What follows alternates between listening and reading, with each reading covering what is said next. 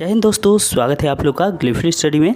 आज हम लोग एक और नए तरह का लेटर प्रैक्टिस करेंगे और इस तरह के लेटर कैसे लिखे जाएंगे ये आपके प्रैक्टिकल लाइफ से जुड़ा हुआ लेटर है, तो आपको ज़रूर इससे फ़ायदा होगा जो आपकी वास्तविक ज़िंदगी है उसमें भी, और हो सकता है एग्ज़ाम में भी इस तरह का लेटर दे दे। चलिए देखते हैं आज का टॉपिक क्या है। उससे पहले आपको बता दूं कि अगर आप टेलीग्राम चैनल और ग्रुप से नहीं जुड़े हैं तो ज़रूर जुड़ जाइए।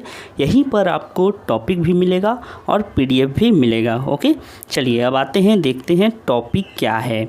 आज का टॉपिक है कि आप राजेश या सीमा सेक्टर 13 RK पुरम नई दिल्ली के निवासी हैं, ठीक है, और अस्पताल में व्याप्त अस्वच्छता के संबंध में स्वास्थ्य अधिकारी कोर्टिसल अस्पताल नई दिल्ली इतना को पत्र लिखें। समझ में आया? तो सारा इन्फॉर्मेशन आपको दिया है और यहाँ पर आपका एड्रेस खुद का दिया है, तो आप यहाँ पे अपना एड्रेस डालेंगे, फिर उसके बाद डेट यहाँ पे डाल देंगे। अब आपके मन में ये क्वेश्चन होगा कि क्या हम ये हिंदी में डाल सकते हैं? तो जी हाँ, बिल्कुल हिंदी में भी डाल सकते हैं, और अगर हिंदी नहीं आता है तो फिर इंग्लिश में भी डाल दीजिए, कोई दिक्कत नहीं है, उससे मार्क्स नहीं कटेंगे। ओके, चलिए आगे बढ़ते हैं। हालाँकि मैं आपको बता दूँ कि एग्ज़ाम हॉल में आपका ऐसे ही दिया था, जैसे यहाँ पे टाइप किया गया है सेम टू सेम यही दिया था। आपको कुछ चिंता करने की ज़रूरत नहीं है, ये इंग्लिश में ही दिया था, इंग्लिश यहाँ पे यूज किया गया था डिजिट, ठीक है। चलिए, सेवा में स्वास्थ्य अधिकारी कोर्टिसल अस्पताल नई दिल्ली। ओके, तो यहाँ पर एक चीज़ आप देख सकते हैं कि जो जानकारी दिया था वही रखना है, अपने से कुछ भी ऐड नहीं करना है, ठीक है। कोर्टिसल अस्पताल में अपने से कुछ या कहीं पे भी कुछ भी ऐड नहीं करना है अगर वो इन्फॉर्मेशन जो है आपके लेटर से रिलेटेड नहीं है, यानी कि वो अगर यूएफएम के तहत नहीं आ रहा है तभी आप उसका यूज करें, अदरवाइज छोड़ दें, ठीक है। ध्यान रखें, बहुत ख़तरनाक होता है, यूएफएम 0 दे डाल सकता है। तो अगर आपने पेपर 1 में अच्छा लाए लेकिन अगर इसमें अच्छा नहीं कर पाए तो फिर 0 मिल जाएगा और आप रेस से बाहर हो जाएंगे, ठीक है। चलिए अब देखते हैं विषय कैसे लिख सकते हैं। कोर्टिसल अस्पताल में फर्श की अस्वच्छता और स्टाफ की लापरवाही के संबंध में।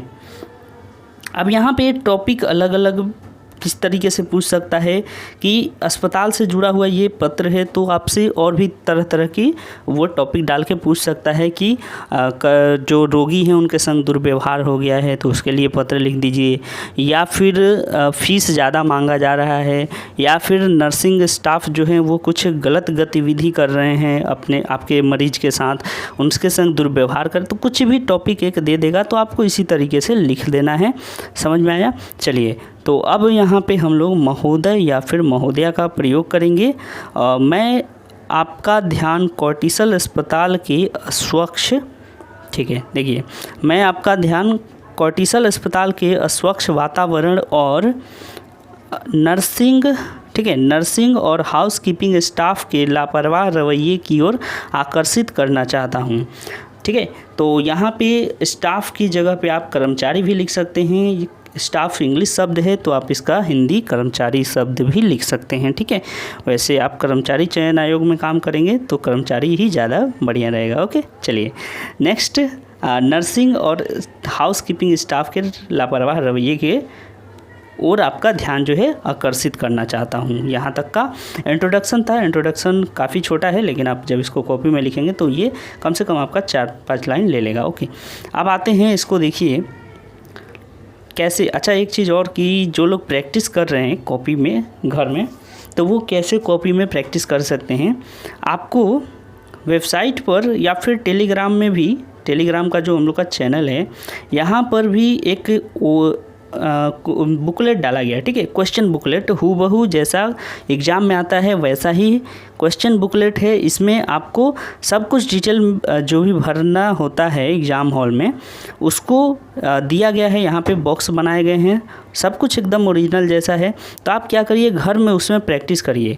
उसके साथ साथ आपको कई सारे 4-5 पेजेज एक्स्ट्रा दी गई हैं जो कि बिल्कुल वही पैटर्न है, यानी जिस तरह से आपने देखा होगा आरटीआई कॉपी जिसमें डॉट डॉट डॉट करके कॉपी दिया रहे था, वैसा ही फॉर्मेट आपको अवेलेबल कराया गया है। तो आप दोनों जगह से प्राप्त कर सकते हैं, एक तो टेलीग्राम और दूसरा वेबसाइट में, ठीक है।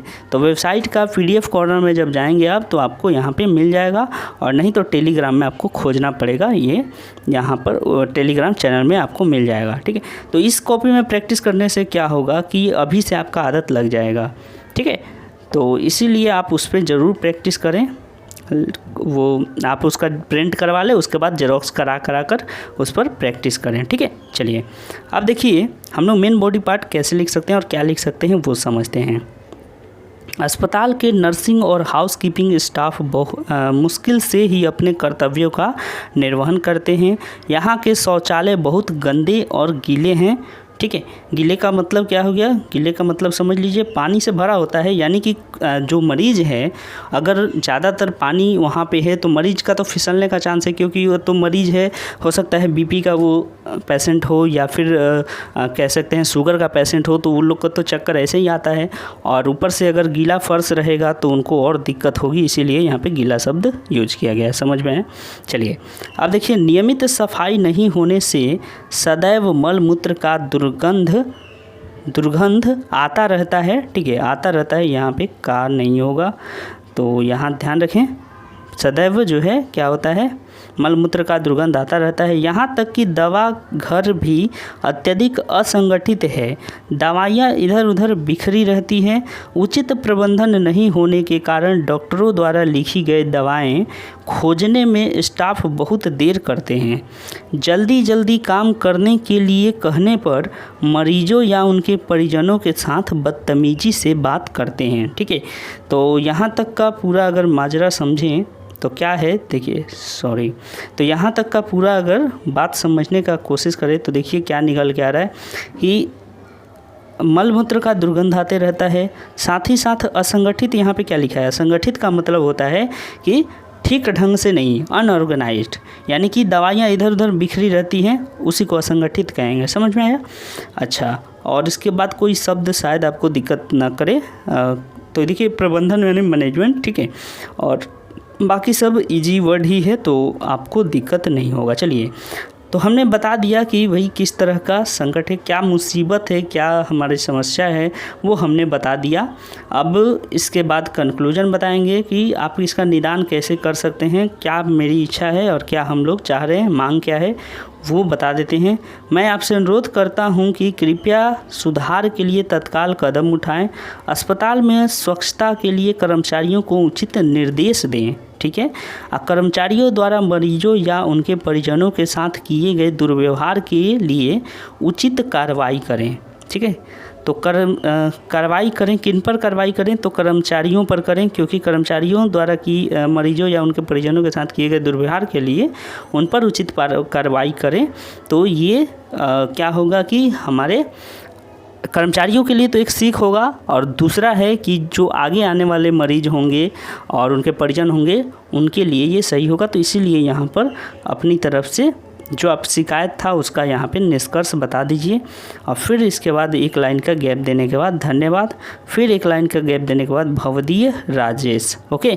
अब अगर आप मान लेते हैं कि सीमा बन के लिखेंगे, यानी कि जो नाम दिया था सीमा, तो फिर आप यहाँ पे भवदिया का प्रयोग करेंगे, ठीक है। भवदीय हटाकर फिर आपको भवदिया लिखना होगा, फिर नीचे में नाम लिखना होगा सीमा।